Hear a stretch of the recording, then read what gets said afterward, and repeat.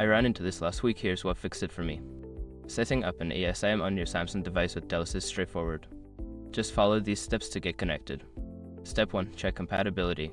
Ensure your Samsung device supports the ESIM functionality. Most recent models do, but it is good to double check. Step 2. Get your ESIM QR code.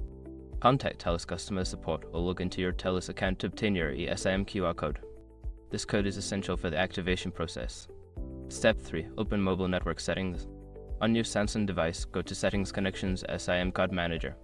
Here, you can add a new mobile plan. Step 4. Add mobile plan. Tap on Add Mobile Plan and select Scan Carrier QR Code. Use your camera to scan the QR code you received from Telus.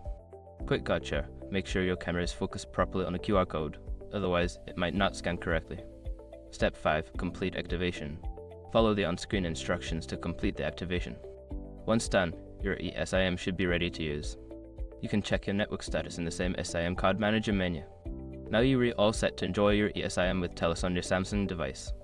If you run into any issues, don't hesitate to reach out to Telus support for help.